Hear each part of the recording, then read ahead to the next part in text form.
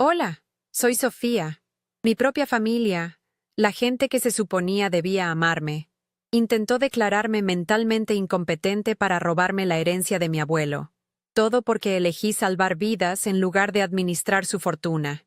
Siempre pensé que el dolor más grande era perder a un paciente, pero me equivocaba. El verdadero infierno es que tu propia sangre te apuñale por la espalda con una sonrisa y un documento legal. Para ellos, mi vocación no era un acto de servicio, sino una prueba de mi inestabilidad, una mancha en el impecable apellido que tanto se esforzaban por pulir.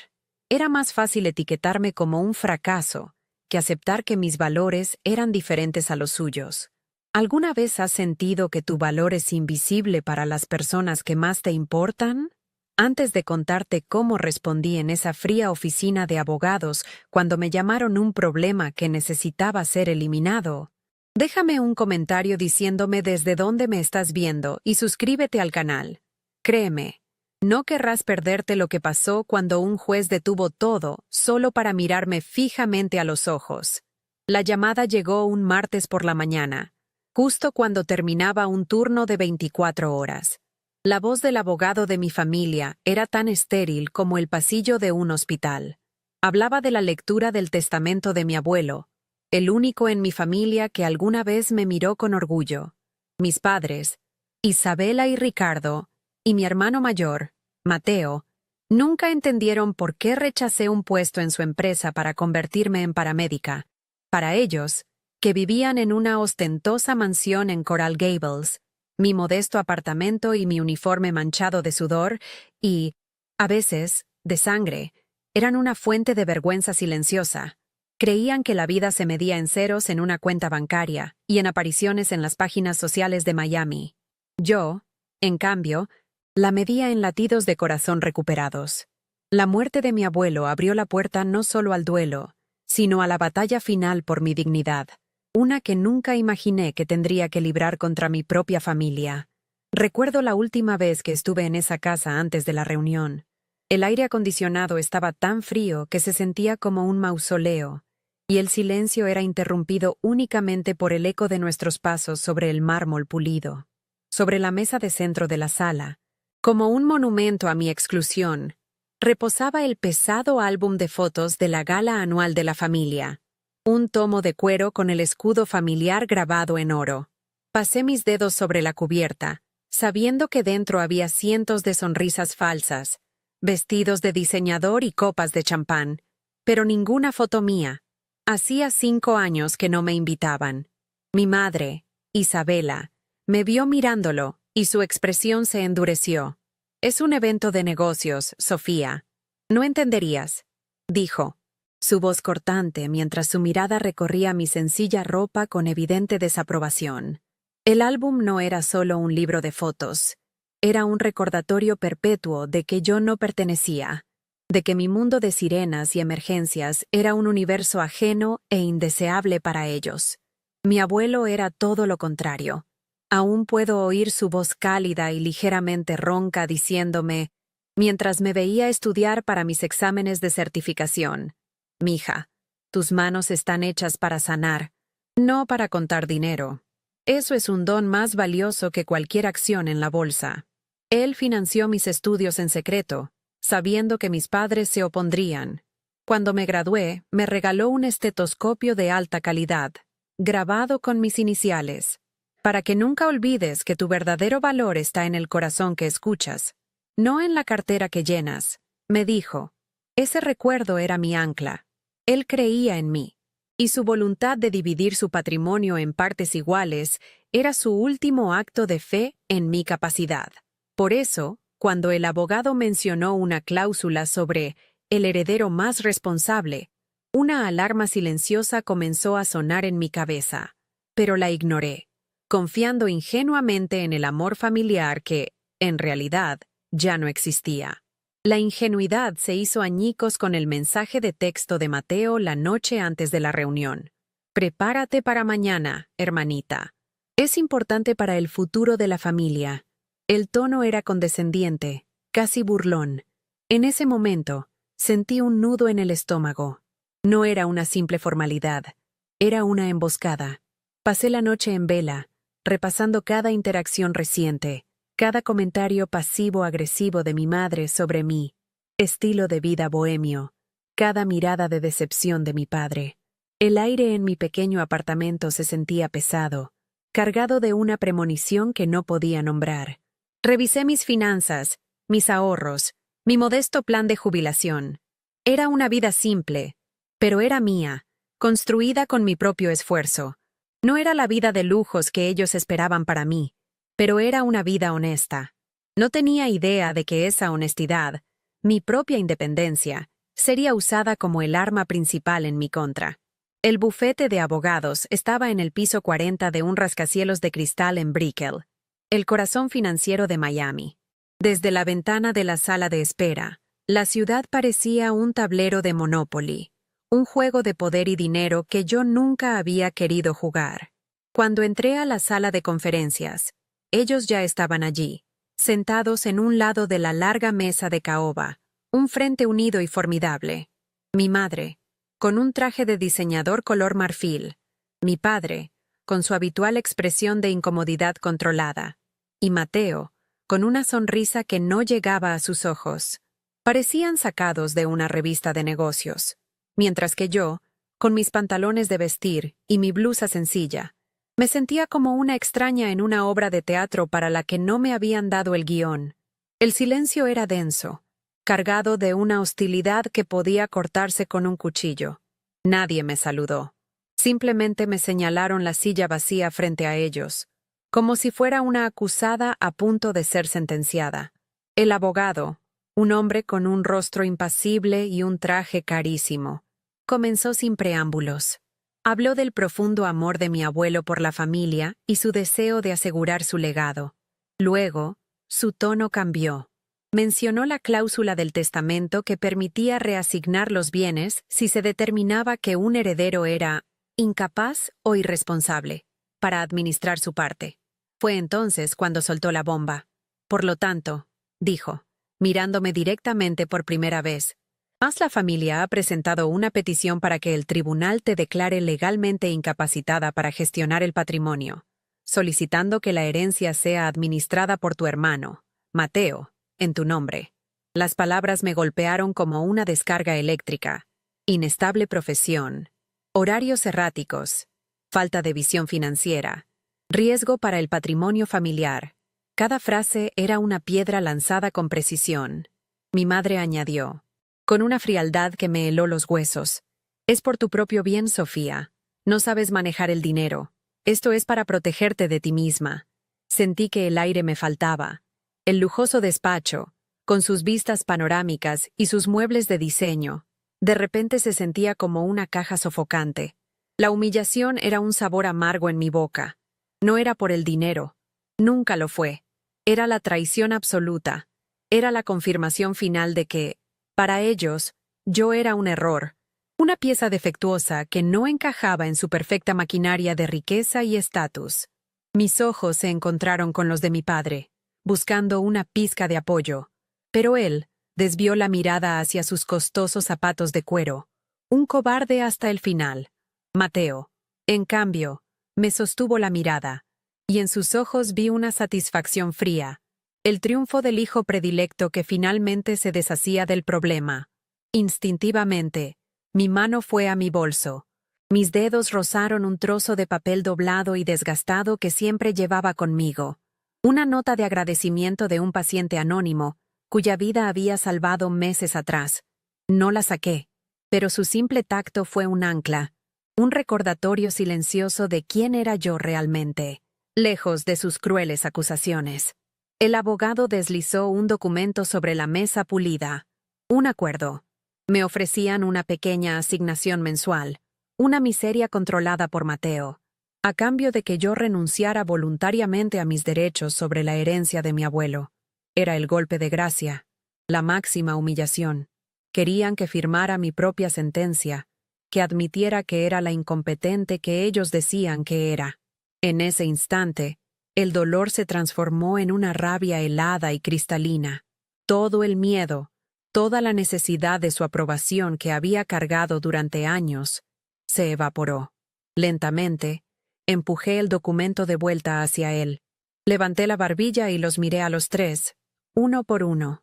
Mi voz, cuando finalmente salió, no fue un grito, sino un susurro firme y lleno de una fuerza que no sabía que poseía. «Nos vemos en la corte», dije. Me levanté de la silla, y sin una segunda mirada, caminé hacia la puerta y salí de esa oficina, dejando atrás no solo a mi familia, sino la versión de mí misma que siempre había intentado complacerlos. La guerra acababa de empezar. El viaje de regreso desde Brickell fue un borrón. El sol de Miami se reflejaba en los rascacielos de cristal, pero yo no sentía su calor. Solo sentía el frío glacial de esa sala de conferencias, un frío que se había metido en mis huesos.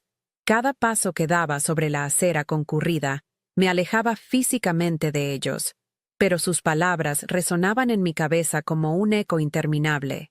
Incapaz, irresponsable, un problema, mi desafío. Nos vemos en la corte. Había sonado tan fuerte en esa habitación, pero ahora, en la inmensidad de la ciudad, se sentía como un susurro desesperado. Caminé sin rumbo durante casi una hora.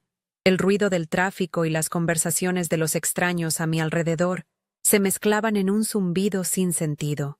Me sentía completamente sola, como si me hubieran arrancado de mi propia vida y me hubieran dejado a la deriva en un océano de indiferencia. La guerra que había declarado era contra mi propia sangre. Y en ese momento, no estaba segura de si había sido un acto de valentía o la mayor estupidez de mi vida. Al llegar a mi apartamento, el silencio me recibió como un golpe. Todo en ese pequeño espacio, mi santuario, de repente parecía una prueba en mi contra. Mi uniforme de paramédica colgado en la parte trasera de la puerta, las botas de trabajo gastadas junto a la entrada, la pila de revistas médicas en la mesita de café. Esas eran las evidencias de mi supuesta inestabilidad. Me acerqué al uniforme y toqué la tela, sintiendo la textura áspera bajo mis dedos. Recordé las manchas que había limpiado, algunas de sudor, otras de sangre. Recordé el peso de un cuerpo inerte y la descarga de adrenalina al sentir un pulso volver.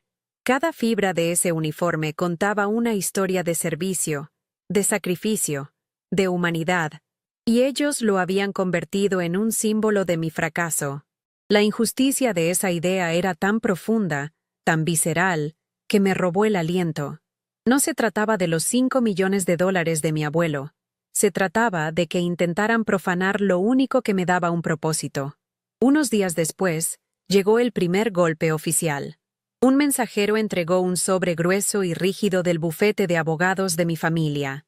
Dentro, el lenguaje legal era frío y brutal, una disección clínica de mi carácter diseñada para destruirme. La petición formal ante el tribunal describía mis turnos de 24 horas como patrones de comportamiento erráticos que demuestran una falta de juicio. Mi decisión de alquilar un apartamento modesto en lugar de comprar una propiedad era presentada como una clara evidencia de mi desconexión con la realidad financiera. Incluso mi trabajo voluntario en un refugio local fue torcido para sonar como una incapacidad para priorizar responsabilidades estables. Cada frase era una mentira envuelta en una verdad a medias. Y allí, en blanco y negro, estaba el valor de la herencia que querían arrebatarme. Más de $5 millones en activos que, según ellos, yo dilapidaría por mi naturaleza impulsiva y mi falta de visión a largo plazo. Era una ejecución de mi carácter por escrito. La realidad me golpeó con la fuerza de un ariete. Necesitaba un abogado, y los buenos abogados en Miami costaban una fortuna. Hice una lista de nombres recomendados por un compañero de trabajo cuya hermana era abogada. La primera llamada fue desalentadora. El anticipo que pedían era más de lo que yo ganaba en 6 meses. La segunda fue aún peor. El abogado me escuchó con una simpatía superficial antes de decirme sin rodeos que un caso contra una familia tan influyente como la mía sería una batalla cuesta arriba y extremadamente costosa. Sentí cómo el pánico comenzaba a formarse en mi pecho. Este era su plan, me di cuenta. No solo querían vencerme en la corte, querían desangrarme económicamente antes de que pudiera siquiera presentar una defensa. Era una guerra de desgaste, y ellos tenían un arsenal ilimitado, mientras que yo apenas tenía un escudo. La balanza de la justicia se inclinaba peligrosamente, no por la verdad, sino por el peso del dinero. Decidí que no podían intimidarme. Con una resolución que no sentía del todo, conduje hasta Coral Gables. Necesitaba recuperar algunos objetos personales de mi antigua habitación, cosas que mi abuelo me había regalado y que no pensaba dejar atrás. La mansión familiar se sentía más como un museo que como un hogar, fría e impersonal. Mi madre, Isabela, me encontró en el vestíbulo de mármol. Su rostro, perfectamente maquillado, era una máscara de desdén. «¿Qué haces aquí, Sofía? ¿Ya te diste por vencida?», preguntó, su voz sin una pizca de calidez. «Deberías haber aceptado nuestra generosa oferta. Te habrías ahorrado esta humillación pública». La palabra «generosa» me revolvió el estómago. No había súplica en mis ojos, solo una determinación fría que pareció desconcertarla. «Vine por mis cosas», le dije, y pasé a su lado sin esperar una respuesta. Su silencio hostil me siguió por la gran escalera, una presencia invisible y opresiva. Mi antigua habitación había sido despojada de cualquier personalidad. Las paredes, que una vez estuvieron cubiertas con pósteres y fotos, ahora estaban desnudas. Parecía más una habitación de invitados que el lugar donde había crecido. Sobre la mesita de noche, sin embargo, estaba lo que había venido a buscar: el estetoscopio de alta gama que mi abuelo me regaló en mi graduación. Mis iniciales, S.R., estaban finamente grabadas en la campana de metal. Lo tomé en mis manos. Su peso familiar y frío era reconfortante. Era un recordatorio tangible de su fe en mí. Mientras lo guardaba en mi bolso, escuché las voces de mi madre y Mateo desde el salón de abajo. «No te preocupes, mamá», dijo Mateo con su habitual arrogancia. «Es solo un berrinche. En cuanto se dé cuenta de que no puede pagar a un abogado, vendrá arrastrándose». Siempre ha sido así de dramática. Sus palabras me atravesaron, pero en lugar de herirme, encendieron una llama de furia en mi interior. Al bajar, mi mirada se desvió hacia la mesa de centro de la sala. Allí estaba, abierto, el pesado álbum de fotos de cuero, ese monumento a mi exclusión. Una nueva página estaba a la vista, una que no había visto antes. Era una foto de la gala benéfica más reciente.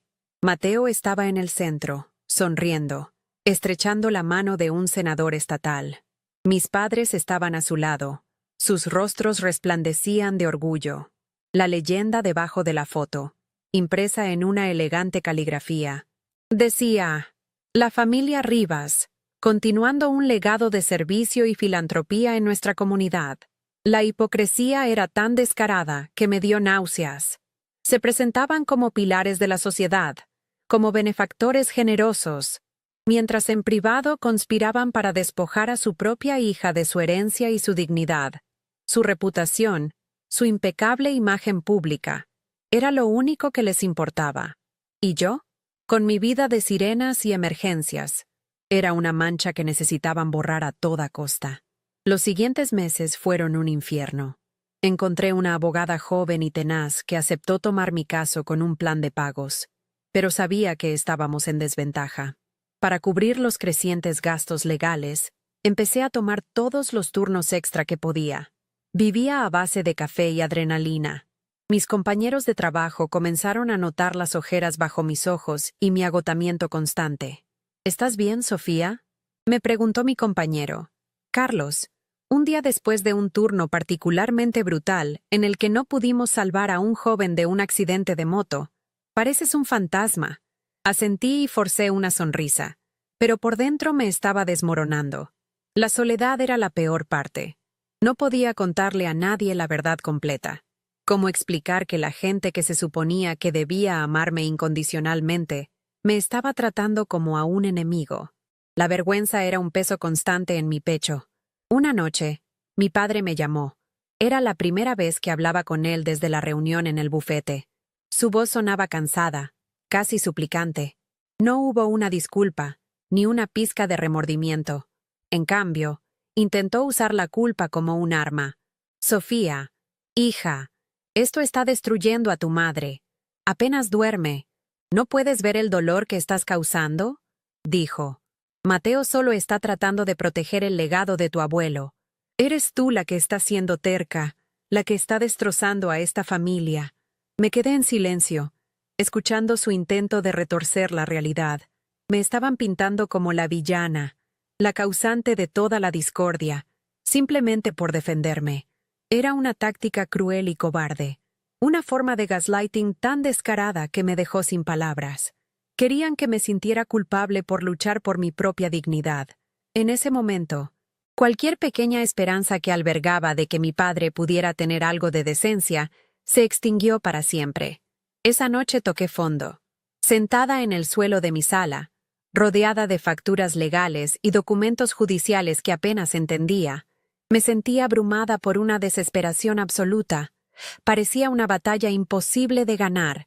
Estaba a punto de rendirme, de llamar a mi abogada y decirle que no podía más. Instintivamente, busqué mi bolso y saqué mi cartera. Mis dedos encontraron un trozo de papel doblado y gastado. Era la nota de agradecimiento del paciente anónimo. La desdoblé con cuidado, sus bordes suaves por el tiempo. Gracias, me devolviste a mi familia. Nunca olvidaré tu rostro. Leí esas palabras una y otra vez. La letra temblorosa de un extraño tenía más verdad y más humanidad que cualquier cosa que mi familia me hubiera dicho en años. Esa nota no era solo papel. Era mi ancla. Era la prueba irrefutable de mi valor. Un valor que no se medía en dólares, sino en latidos del corazón. Una nueva fuerza surgió desde lo más profundo de mi ser. Ya no era desesperación, sino una calma helada y decidida. Al día siguiente, llamé a mi abogada. Vamos a seguir adelante, le dije, mi voz firme y clara, sin rastro de la duda que me había consumido la noche anterior. No me importa lo que tengamos que hacer. No voy a dejar que me definan con sus mentiras. Colgué el teléfono y mi mirada se posó en mi uniforme. Ya no lo veía como una acusación, sino como mi armadura. Cada hilo representaba una vida que había tocado, una decisión de vida o muerte tomada en segundos, una muestra de compasión en medio del caos. Ellos podían tener el dinero, los abogados caros y la influencia social. Pero yo tenía algo que ellos nunca entenderían. Un propósito. La injusticia no me había roto. Me había forjado en acero. Estaba lista para la corte. Estaba lista para luchar por mi nombre. La primera reunión con mi abogada, Ana, fue en una pequeña oficina que contrastaba enormemente con el rascacielos de Brickell. Ana era joven, pero sus ojos tenían una intensidad que me dio confianza. Extendió los documentos de mi familia sobre su modesto escritorio de madera. Quieren pintarte como una persona impulsiva, una idealista sin sentido práctico que quemaría el dinero, explicó, su voz tranquila pero firme. Nuestra tarea es demostrar que tu vida no es una prueba de irresponsabilidad, sino de todo lo contrario. Es una prueba de un carácter que ellos no pueden comprar. Mientras hablaba, mi mano rozó el estetoscopio de mi abuelo dentro de mi bolso. El frío metal era un recordatorio constante de por qué estaba allí. No era solo mi lucha. Era una defensa del legado de confianza que él me había dejado. Un legado que mi familia estaba tratando de profanar con su codicia y su desprecio. La armadura que me había forjado en mi mente ahora tenía que volverse real. El proceso de deposición fue la primera batalla real, y fue brutal. Nos sentamos en otra sala de conferencias sin alma, esta vez con el abogado de mi familia, un hombre de sonrisa afilada llamado Señor Vargas, interrogándome durante horas. Mateo estaba presente, observando con una satisfacción mal disimulada. Vargas tomó cada aspecto de mi vida y lo retorció. ¿No es cierto, señorita Rivas, que usted eligió un trabajo donde la exposición al trauma es diaria? ¿Un entorno que podría afectar su juicio a largo plazo? Luego se centró en mis finanzas. ¿Podría explicarle al tribunal por qué, con su educación, vive de cheque en lugar de construir un patrimonio, como lo ha hecho su hermano? Cada pregunta era una daga diseñada para hacerme dudar de mí misma. Respondí con la mayor calma que pude, explicando que mi riqueza no se medía en acciones, sino en las vidas que ayudaba a salvar. Pero sus palabras se clavaron, dejándome sintiéndome expuesta y juzgada, justo como querían. El estrés comenzó a filtrarse en cada parte de mi vida. Los turnos en la ambulancia se volvieron más pesados. La fatiga una compañera constante. Durante una llamada particularmente difícil, un accidente con múltiples víctimas. Mis manos temblaron por un segundo mientras preparaba una vía intravenosa. Carlos lo notó. Más tarde, mientras limpiábamos el vehículo, me puso una mano en el hombro. Sofía, lo que sea que esté pasando, no puedes dejar que te consuma. Aquí la gente depende de ti, dijo. Su tono no era de reproche, sino de genuina preocupación. Sus palabras me golpearon con fuerza. Tenía razón. Mi familia no solo estaba atacando mi herencia y mi carácter. Su guerra psicológica estaba poniendo en riesgo mi capacidad para hacer el trabajo que amaba. El mismo trabajo que usaban como arma en mi contra.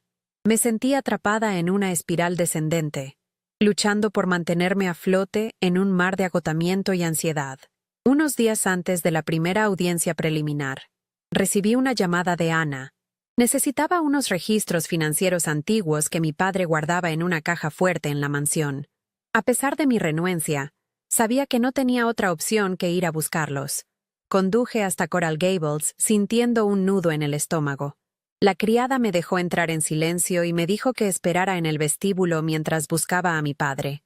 El silencio de la casa era opresivo, y el aire acondicionado zumbaba como un lamento. Mientras esperaba, de pie sobre el frío mármol, escuché voces provenientes del estudio de mi padre, cuya puerta estaba ligeramente entreabierta. Eran Mateo e Isabela. No pude evitar quedarme quieta, mi respiración contenida, mientras sus palabras flotaban hacia mí, claras y cortantes como el cristal. ¿Estás seguro de que esto funcionará, Mateo? ¿Y si el juez no lo ve de la misma manera? Preguntó mi madre, su voz teñida de una rara nota de incertidumbre. La respuesta de Mateo fue rápida y llena de su habitual arrogancia. Mamá, por favor. Su vida es un desastre. Trabaja en horarios ridículos. Vive en un apartamento de mala muerte y no tiene nada a su nombre. El abogado tiene suficiente para pintarla como una niña inestable que juega a ser una heroína. Hubo una pausa, y luego dijo las palabras que me rompieron el corazón y, al mismo tiempo, me liberaron para siempre. Además, nunca se trató de si es capaz o no. Seamos honestos. Se trata de que es una vergüenza. Su estilo de vida mancha el nombre de la familia. Esto es solo la forma más limpia y legal de cortarla de raíz y proteger lo que hemos construido. Un frío entumecedor se extendió por mis venas. No era ira, no era dolor. Era una claridad terrible y absoluta. Cortarla de raíz. No era su hija. No era su hermana. Era una mala hierba en su jardín perfectamente cuidado.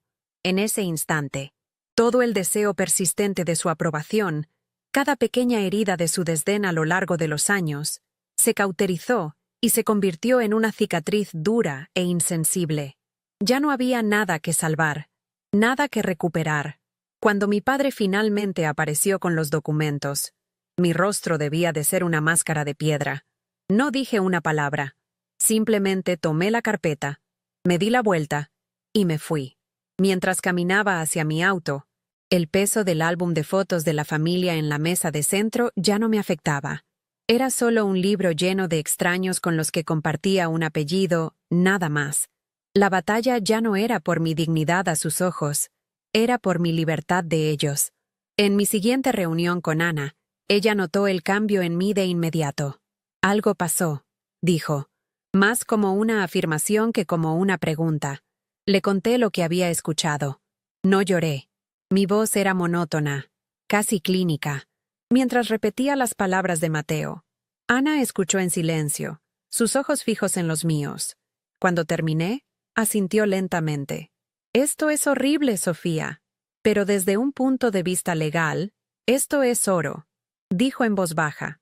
Esto demuestra que su petición no se basa en una preocupación genuina por tu bienestar, sino en el prejuicio y el deseo de excluirte. Esto es malicia. Podemos usarlo. Por primera vez en meses, sentí una chispa de poder. Su crueldad, su desprecio desnudo, se había convertido en mi arma más afilada.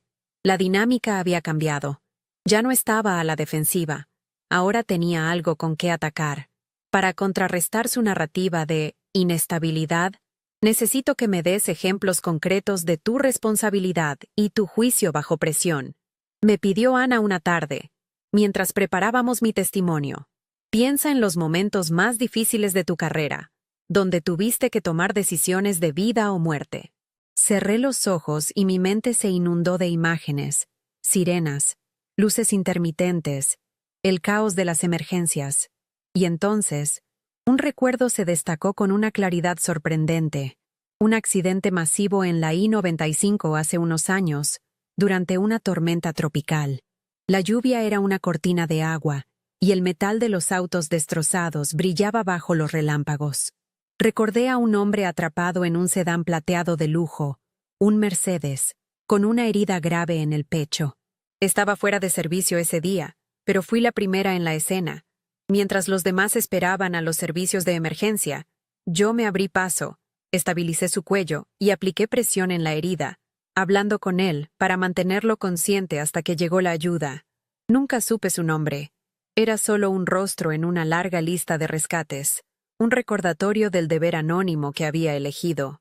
A medida que se acercaba la fecha del juicio, la presión de mi familia cambió de táctica. Recibí una oferta de acuerdo a través de sus abogados. Era sustancialmente más generosa que la miserable asignación mensual que me habían ofrecido al principio. Me ofrecían una suma global considerable, suficiente para comprar una casa y vivir cómodamente durante años. Pero venía con una condición innegociable. Tendría que firmar un acuerdo de confidencialidad que me prohibiría hablar del asunto para siempre. Y lo más importante, tendría que renunciar públicamente a mi reclamo, admitiendo que la gestión de Mateo era en el mejor interés de la familia. Era un soborno envuelto en un lenguaje legal. Querían comprar mi silencio, borrar su traición de los registros públicos y salir con su impecable reputación intacta. Era una última y desesperada jugada para controlar la narrativa y evitar la humillación de un juicio público. Miré la oferta sobre la mesa de la cocina. El papel grueso y caro se sentía como veneno bajo mis dedos.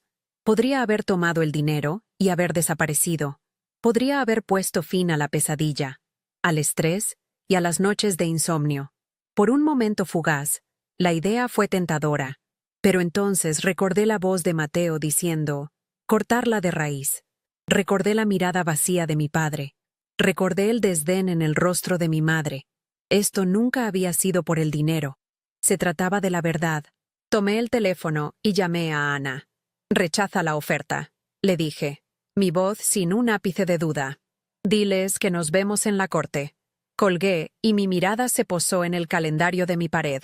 La fecha del juicio estaba marcada con un círculo rojo. Ya no lo veía con miedo, sino con una determinación helada. Iba a entrar en esa sala del tribunal, no como la hija avergonzada, sino como la mujer en la que me habían convertido, una sobreviviente lista para reclamar su historia. Los días previos al juicio se sintieron como el silencio denso y cargado que precede a una tormenta. La decisión de rechazar su oferta había cerrado la última puerta a una retirada pacífica. Ahora solo quedaba la guerra.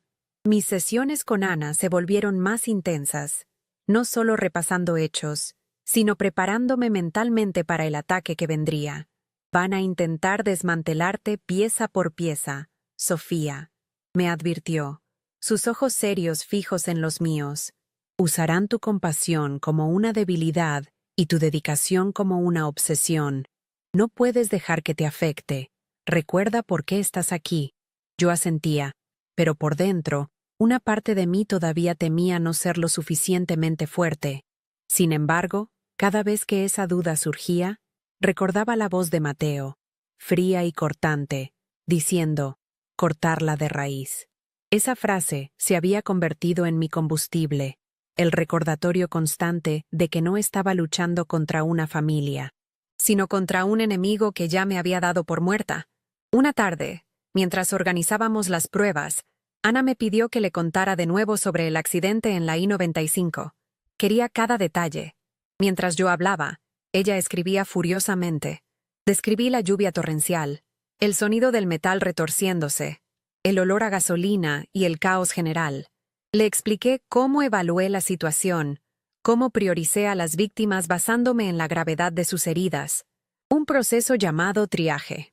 Hablé del hombre en el Mercedes, no como un individuo, sino como un paciente con trauma torácico penetrante. Describí los pasos clínicos que tomé para estabilizarlo, la forma en que usé mi voz para mantenerlo anclado a la conciencia mientras mis manos trabajaban para detener la hemorragia. Para mí, era un recuento de un procedimiento. Para Ana, era la pieza central de nuestra defensa. «¿No ven esto, Sofía?», dijo, levantando la vista de sus notas. «Ellos ven un uniforme manchado. Yo veo a una líder tomando decisiones de vida o muerte bajo una presión inimaginable. Eso es responsabilidad». La noche antes del juicio, la soledad de mi apartamento se sentía aplastante.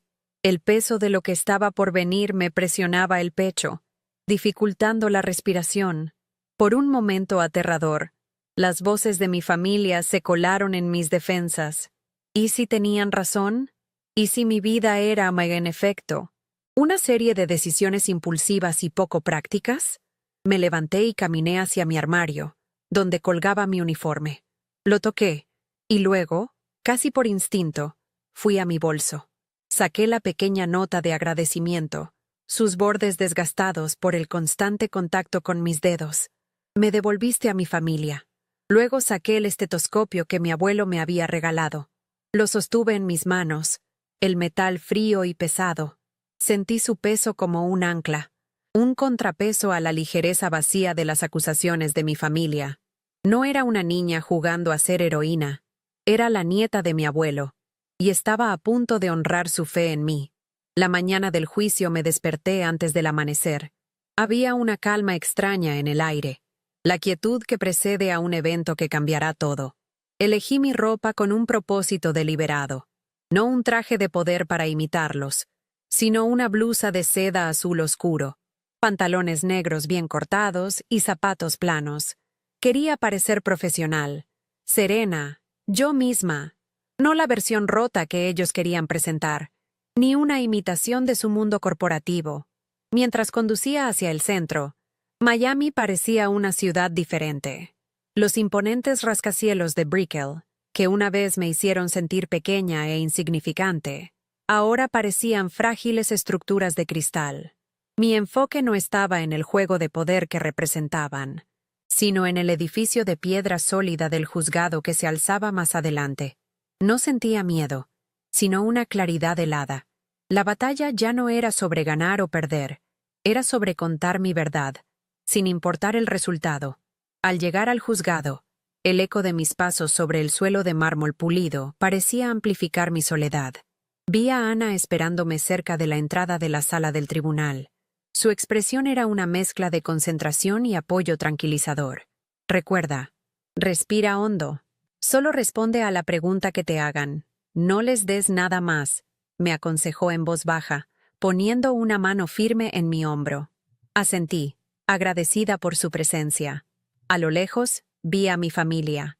Estaban agrupados con su abogado, el señor Vargas, como un equipo de depredadores preparándose para la caza. Mi madre, Isabela, vestía de un blanco impecable, como si quisiera proyectar una pureza que no poseía.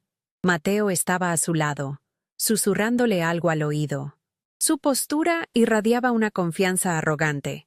Mi padre, como siempre, parecía un espectador incómodo en su propia vida, con la mirada perdida en algún punto del suelo. Eran extraños para mí. Cuando nos acercamos, sus miradas se posaron en mí. La de mi madre fue un barrido rápido y despectivo, desde mis zapatos hasta mi cabello. Una evaluación silenciosa que me declaró inadecuada. La de Mateo fue peor. No había burla, sino una especie de lástima condescendiente, la mirada que se le da a un animal herido antes de darle el golpe de gracia. Me dolió más que cualquier insulto abierto, porque revelaba su certeza absoluta de que yo ya estaba derrotada. En ese instante, la imagen de ellos en el estudio, hablando de cortarme de raíz, volvió a mi mente con una claridad brutal. Ese recuerdo fue mi escudo.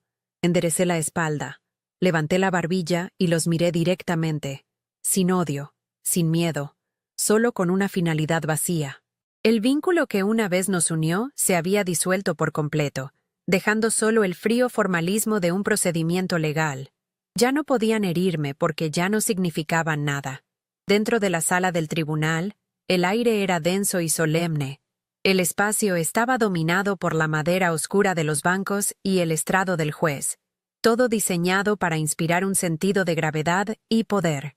Ana y yo nos sentamos en la mesa de la izquierda. Mi familia y su abogado tomaron la de la derecha. El pasillo central que nos separaba se sentía como un abismo infranqueable. Evité mirarlos, manteniendo mi atención en el estrado vacío. Era allí donde residía el poder. No en su dinero ni en su influencia, sino en la imparcialidad de la ley que esperaba que prevaleciera. Coloqué mi bolso a mis pies, sintiendo el leve bulto del estetoscopio contra mi tobillo.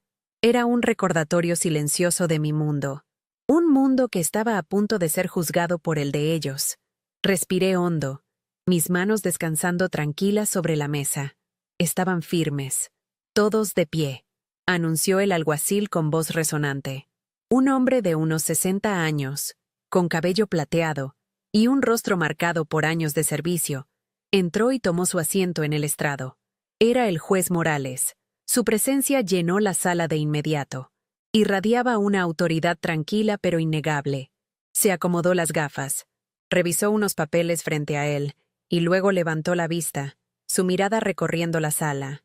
Sus ojos se detuvieron brevemente en mi familia, luego en Ana, y finalmente en mí. Fue una mirada profesional, imparcial, la de un hombre que había visto miles de casos como el nuestro. No hubo ninguna señal de reconocimiento, nada que sugiriera que este día sería diferente a cualquier otro en su carrera. Se aclaró la garganta y el procedimiento comenzó oficialmente. La batalla por mi nombre estaba a punto de empezar. El abogado de mi familia, el señor Vargas, se puso de pie para dar su declaración de apertura. Su voz era melosa y persuasiva, cada palabra cuidadosamente elegida para pintar un cuadro de tragedia familiar. Su señoría, comenzó, con un tono de falsa solemnidad. Estamos aquí hoy no por codicia, sino por una profunda y dolorosa preocupación por el bienestar de mi cliente, la señorita Sofía Rivas. Continuó hablando del legado de la familia Rivas, de su importancia en la comunidad de Miami, tejiendo una narrativa en la que ellos eran los guardianes responsables de una fortuna y yo era la hija pródiga e inestable. Me describió como una joven, idealista pero imprudente, cuyas elecciones de vida demuestran un patrón alarmante de inestabilidad emocional y fiscal. Cada frase era una puñalada, un intento de asesinar mi carácter ante el tribunal antes de que yo pudiera decir una sola palabra en mi defensa. Escuché su discurso sin mover un músculo. Ana me había preparado para esto, para la forma en que torcerían mi vida hasta convertirla en una caricatura de irresponsabilidad. Mantuve mi mirada fija en el juez Morales, tratando de leer su expresión, pero su rostro era una máscara de imparcialidad profesional. Mientras Vargas hablaba de mi desdén por la seguridad financiera, recordé las innumerables veces que había renunciado a turnos mejor pagados en zonas más seguras para trabajar en barrios donde la necesidad era mayor. Mientras hablaba de mi falta de visión a largo plazo, pensé en las decisiones de una fracción de segundo que había tomado y que habían determinado si un extraño viviría o moriría. La desconexión entre sus palabras y mi realidad era tan vasta que se sentía surrealista. Sutilmente, mis dedos rozaron la cremallera de mi bolso. El estetoscopio de mi abuelo estaba allí, esperando. La verdad estaba allí, esperando. La tensión en la sala era tan espesa que casi podía tocarla. Fue el turno de Ana para hablar. Su voz, a diferencia de la del señor Vargas, era tranquila y directa. No intentó crear un drama, simplemente presentó los hechos. Su señoría. La defensa demostrará que la vida de mi cliente no es un signo de inestabilidad, sino de un compromiso inquebrantable con el servicio, un rasgo que su abuelo admiraba profundamente. Demostraremos que la verdadera irresponsabilidad reside en intentar despojar a alguien de su dignidad por pura codicia y prejuicio. Sus palabras eran como un bálsamo para mis nervios. Luego, me llamó al estrado. Mi corazón latía con fuerza contra mis costillas mientras caminaba hacia el asiento del testigo. Al pasar junto a la mesa de mi familia, evité sus miradas, pero sentí el peso de su desprecio como una fuerza física. Me senté, juré decir la verdad y me preparé para el interrogatorio. El señor Vargas se acercó con una sonrisa que no llegaba a sus ojos. Comenzó con preguntas aparentemente inocuas sobre mi trabajo, mis horarios, mi elección de vivienda. Cada respuesta que daba, él la torcía. Mis turnos de 24 horas se convirtieron en un estilo de vida caótico, incompatible con la toma de decisiones financieras prudentes. Mi modesto apartamento era una prueba de mi incapacidad para invertir en el futuro. Luego, se centró en un punto que me dejó helada. ¿No es cierto, señorita Rivas, que recientemente rechazó una oferta de acuerdo muy generosa de su familia? Una oferta que habría asegurado su futuro financiero. ¿No demuestra eso un juicio pobre y una naturaleza contenciosa? Miré a mi familia. Mateo asintió sutilmente. Una sonrisa de suficiencia en sus labios. Estaban usando mi negativa a ser comprada como un arma más en mi contra. Respondí con la mayor calma que pude reunir. Rechacé la oferta porque este caso nunca ha sido por el dinero. Es por la verdad y por el respeto a la última voluntad de mi abuelo. Vargas se rió entre dientes. Un sonido condescendiente que resonó en el silencio de la sala. ¿La verdad, señorita Rivas? ¿O es una cuestión de orgullo? ¿Un berrinche porque su familia no aprueba su pasatiempo? La palabra pasatiempo me golpeó como una bofetada. Mi vida entera, el sudor, la sangre, las lágrimas, las vidas salvadas y perdidas, todo reducido a un capricho. Estaba a punto de responder, la ira subiendo por mi garganta, cuando una voz profunda y autoritaria interrumpió desde el estrado. «Suficiente, señor Vargas». Todos nos giramos. El juez Morales se había inclinado hacia adelante, sus codos sobre el escritorio, su mirada fija, no en el abogado, sino directamente en mí. Había una expresión extraña en su rostro, una mezcla de incredulidad y una intensa concentración. El silencio se apoderó de la sala. El juez Morales me observó durante lo que pareció una eternidad, sus ojos entrecerrados como si intentara resolver un rompecabezas complejo. El señor Vargas se quedó congelado a mitad de su postura arrogante, la boca ligeramente abierta. Mi propia familia parecía confundida, intercambiando miradas nerviosas. El juez ignoró por completo al abogado y se dirigió a mí, su voz ahora más baja, casi personal. «Señorita Rivas, disculpe mi interrupción. Tengo una pregunta para usted.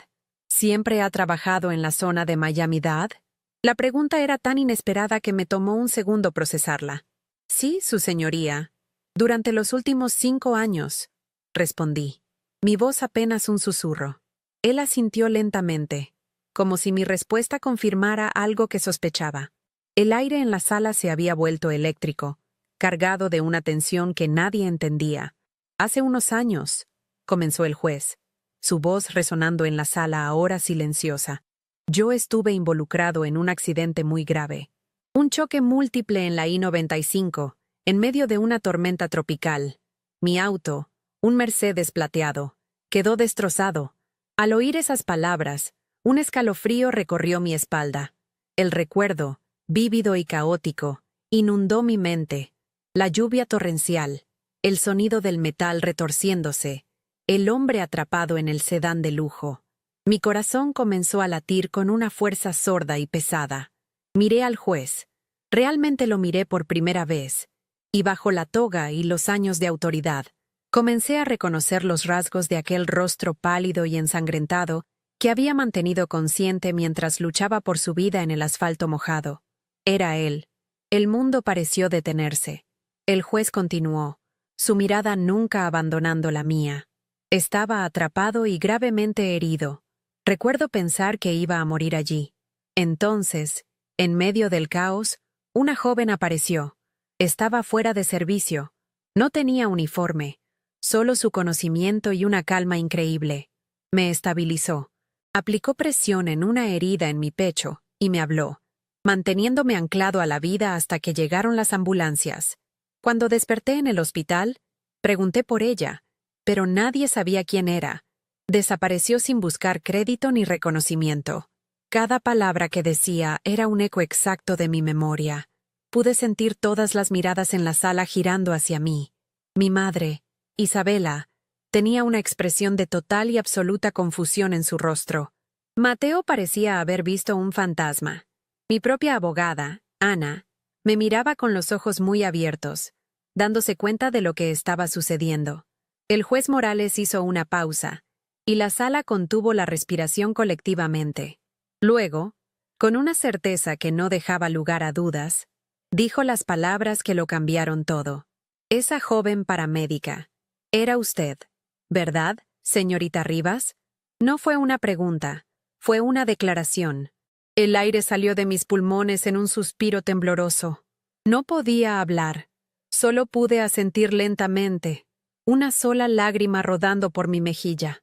Un murmullo ahogado recorrió la sala del tribunal. El martillo del juez golpeó la madera con una fuerza atronadora. «Silencio», ordenó, aunque su voz carecía de su anterior dureza. Ahora estaba llena de una emoción contenida. El mundo que mi familia había construido con sus mentiras y su desprecio se había derrumbado en un solo instante, demolido por un acto de servicio que ellos nunca habrían entendido ni valorado. La reacción de mi familia fue una implosión silenciosa. La máscara de superioridad de mi madre se hizo añicos, revelando un rostro pálido y horrorizado. Su mano voló a su boca, sus ojos fijos en mí, como si me viera por primera vez. Mi padre, Ricardo, se encogió en su asiento, su rostro enrojeciendo de una vergüenza tan profunda que parecía físicamente dolorosa. Desvió la mirada, incapaz de enfrentarse a la mía o a la del juez. Pero la transformación más dramática fue la de Mateo. Su arrogancia se evaporó, reemplazada por una incredulidad atónita. Su boca se abrió y se cerró sin emitir sonido, como un pez fuera del agua. El hijo dorado, el heredero responsable, había sido eclipsado por la hermana que consideraba un fracaso. En ese momento, supe que había ganado, no solo la herencia, sino algo infinitamente más valioso. Mi verdad. El señor Vargas, recuperándose del shock, se puso de pie de un salto. «Objeción, su señoría. Esto es completamente irrelevante y perjudicial». El juez lo fulminó con la mirada. «Siéntese, señor Vargas. Su objeción es denegada, y le advierto que no vuelva a interrumpirme». Luego, se dirigió a toda la sala. «Dadas las circunstancias, es evidente que tengo un conflicto de intereses personal y profundo en este caso. Por lo tanto, con efecto inmediato, me recuso de este procedimiento». Se puso de pie, un acto que señalaba el final de la audiencia, pero antes de irse, se detuvo y miró directamente a la mesa de mi familia, su voz clara y cortante. La petición presentada ante este tribunal se basa en la afirmación de que la señorita Sofía Rivas es una persona irresponsable e incapaz de tomar decisiones acertadas bajo presión. Hizo una pausa, dejando que sus palabras colgaran en el aire denso y cargado. Su mirada se posó una última vez en mí, y por primera vez, no vi a un juez, sino al hombre cuya vida había sostenido en mis manos. Había una gratitud y un respeto en sus ojos que valían más que cualquier fortuna. «Permítanme dejar constancia», continuó, su voz resonando con una autoridad moral que iba más allá de su posición legal, que basado en la evidencia más personal y directa posible, no puedo concebir una persona más responsable, valiente y capaz que la mujer sentada en ese estrado. Que el próximo juez tenga eso en cuenta. Con esas palabras finales, se dio la vuelta y salió de la sala del tribunal, dejando tras de sí un silencio devastador, roto solo por el sonido de la dignidad de mi familia, haciéndose añicos contra el suelo de mármol. Me quedé sentada, temblando ligeramente, mientras el caos comenzaba a arremolinarse a mi alrededor. Ana me puso una mano firme y tranquilizadora en el hombro. Su sonrisa era una mezcla de asombro y triunfo. «Lo hiciste, Sofía», susurró. Miré a través del abismo que nos separaba de mi familia. Ya no veía a los gigantes que me habían intimidado toda mi vida. Veía a 3 personas pequeñas y rotas, ahogándose en la vergüenza de su propia crueldad, expuestas ante el mundo no por mis palabras, sino por mis acciones. La batalla legal continuaría, pero la guerra por mi alma acababa de terminar, y yo la había ganado. Saqué el estetoscopio de mi abuelo de mi bolso y lo sostuve con fuerza. Su fe en mí había sido vindicada de la manera más pública e inesperada posible. Ya no era la mancha en el apellido Rivas. Era la dueña de mi propia historia. La salida de mi familia del tribunal fue un espectáculo de vergüenza silenciosa. No corrieron, pero caminaron con una prisa contenida, sus costosos zapatos resonando con una urgencia patética sobre el mármol. Mi madre, Isabela, mantenía la cabeza alta, pero era una postura rígida, frágil, como si un solo toque pudiera hacerla añicos. Mateo la seguía de cerca. Su rostro, antes tan lleno de arrogancia, ahora era una máscara pálida de incredulidad y humillación. Mi padre fue el último en salir, y por un fugaz segundo, se detuvo y me miró. En sus ojos no había ira ni disculpa, solo una profunda y abyecta derrota. Era la mirada de un hombre que había apostado por el bando equivocado y lo había perdido todo. Luego, bajó la vista y desapareció por la puerta, cerrando para siempre el capítulo de mi vida en el que su aprobación había importado. Como era de esperar, las consecuencias legales fueron rápidas y decisivas. Menos de 24 horas después de la audiencia, Ana me llamó. La voz del señor Vargas, me dijo, había perdido toda su arrogancia. La petición para declararme incapacitada fue retirada esa misma mañana. No hubo negociación, no hubo condiciones. Simplemente se rindieron. La declaración del juez Morales había convertido su caso en un suicidio público. Continuar habría significado someterse a un escrutinio que su preciada reputación no podría soportar. El legado de mi abuelo, los más de $5 millones en activos, me fue transferido en su totalidad en las semanas siguientes. Legalmente, la guerra había terminado con una victoria tan aplastante que se sintió casi anticlimática. La verdadera batalla, la que se libró dentro de mí, ya la había ganado en esa sala del tribunal. Un par de semanas después, mi padre me llamó. Era un número desconocido, pero reconocí su voz vacilante al instante. No se disculpó. En cambio, intentó una última y patética manipulación. Sofía, tu madre no sale de su habitación. Apenas come. Mateo no es el mismo. Has destrozado a esta familia, dijo, su voz cargada de un autocompasivo temblor. Escuché en silencio, sin sentir la vieja punzada de culpa. La claridad que había encontrado era un escudo impenetrable. Yo no rompí nada. ¿Papá? Respondí con una calma que lo sorprendió. Ustedes lo hicieron cuando decidieron que yo valía menos que el dinero. Les deseo lo mejor, de verdad, pero mi vida ya no los incluye. Hubo un largo silencio en la línea, y luego, sin otra palabra, colgué. Fue la última vez que hablamos. Mi familia se convirtió en lo que más temía, irrelevante. Su poder se basaba en la percepción, en la imagen impecable que proyectaban en las galas benéficas y las páginas sociales de Miami. La historia de lo que sucedió en el tribunal, aunque no se publicó oficialmente en los periódicos, se extendió como la pólvora por los círculos de élite de la ciudad.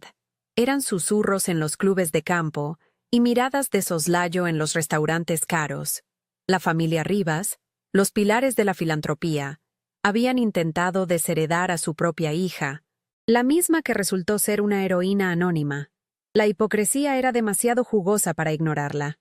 Se retiraron de la vida pública. Su vergüenza era un exilio autoimpuesto.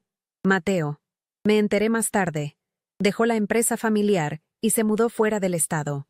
Su arrogancia no pudo sobrevivir a la humillación. Recibir la herencia fue un momento surrealista. Ver esa cifra, con todos sus ceros, aparecer en mi cuenta bancaria no me trajo una explosión de alegría, sino un profundo y solemne sentido de la responsabilidad. Era la fe de mi abuelo convertida en un número. Durante días, no toqué un centavo. Seguí viviendo en mi modesto apartamento, yendo a mis turnos, sintiendo el peso de esa fortuna como un ancla. Sabía que usar ese dinero para comprar una mansión en Coral Gables o un auto de lujo sería la verdadera traición a su legado y a todo lo que yo representaba. El dinero no era el premio, era una herramienta, y yo sabía exactamente cómo iba a usarla para honrar al único hombre de mi familia que realmente me había visto. Un mes después, firmé los papeles para crear la Fundación Legado del Abuelo Rivas. Su misión era simple y directa: proporcionar becas completas y equipos de última generación para jóvenes de comunidades desfavorecidas que quisieran convertirse en paramédicos. No se trataba solo de dinero. Se trataba de transformar la riqueza que mi familia idolatraba en oportunidades para personas como yo, personas cuyo valor no se medía por su cuenta bancaria, sino por su deseo de servir. La primera gala de recaudación de fondos no se celebró en un salón de baile de lujo, sino en un centro comunitario, y los invitados de honor no eran senadores ni directores ejecutivos, sino los primeros estudiantes becados y sus familias. No me mudé a una mansión. Compré un pequeño condominio un poco más cerca del hospital, con un balcón donde podía cultivar algunas plantas. Seguí trabajando como paramédica, aunque reduje mis turnos para poder dedicar tiempo a la fundación. El dinero me dio seguridad, no estatus. Me permitió reemplazar mi viejo auto por uno más fiable y ayudar a Carlos, mi compañero, con los gastos médicos de su madre, sin que él lo supiera. Mi vida no cambió en su esencia, simplemente se volvió más segura, más enfocada.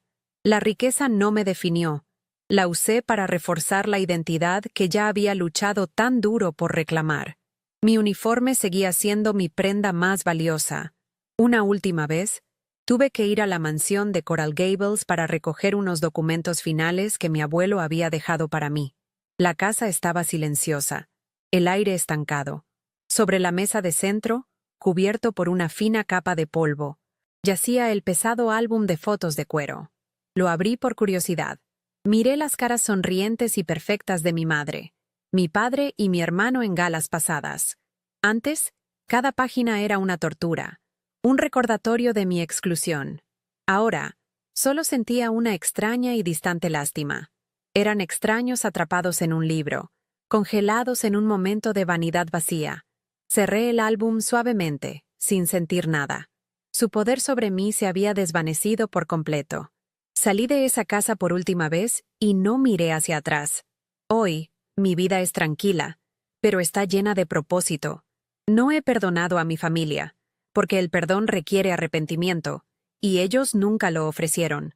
Simplemente los he dejado ir. Mi verdadera familia son los jóvenes estudiantes a los que mi fundación apoya, sus rostros llenos de esperanza y determinación. Es Carlos, que sigue siendo mi compañero en la ambulancia. Es la gratitud silenciosa en los ojos de un extraño al que acabo de ayudar.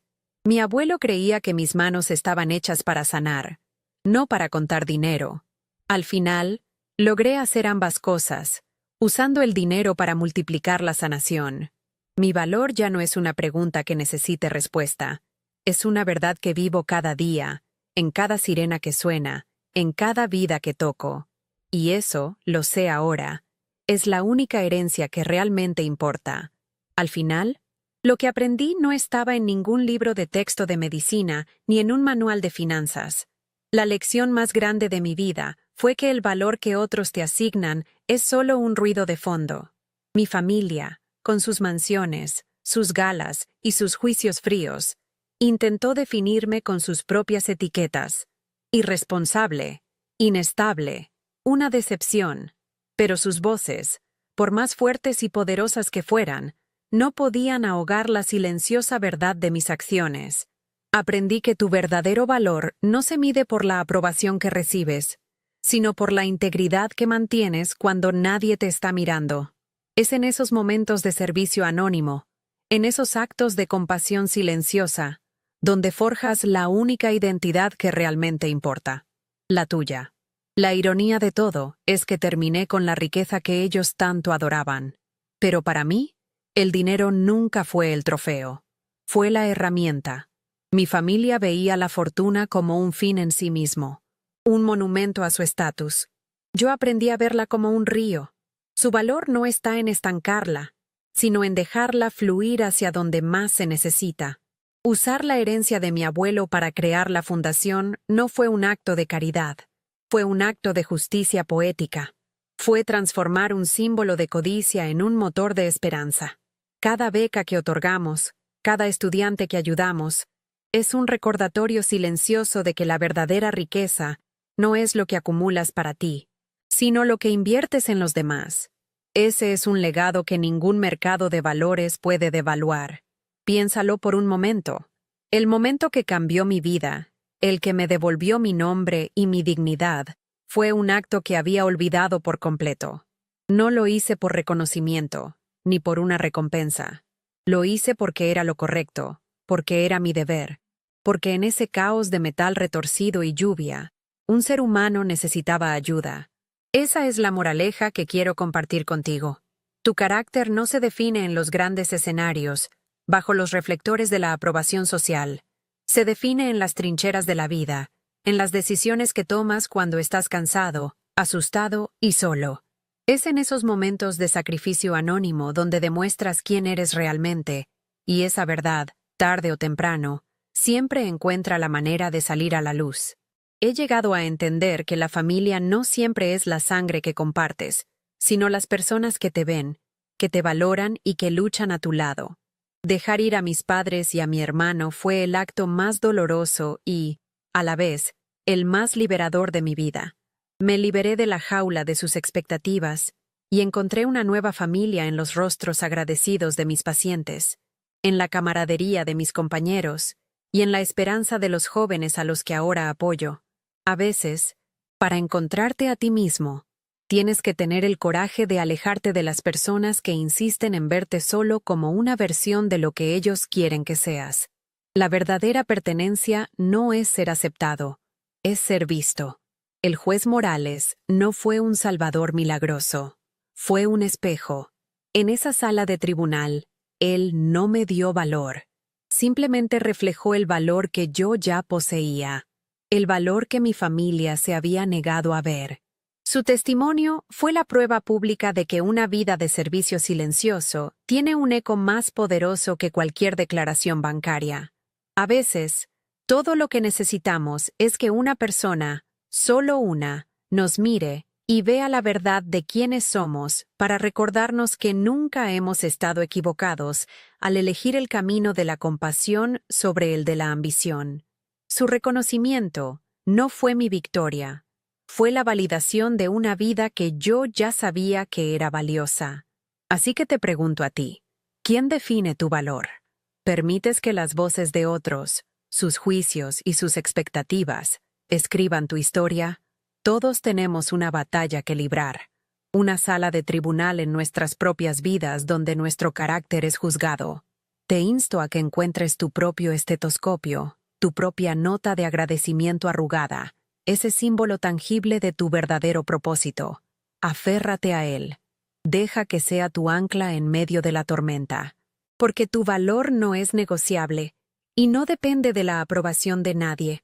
Es una verdad intrínseca, forjada en tus acciones, en tu bondad y en la diferencia que haces en el mundo, por pequeña que sea.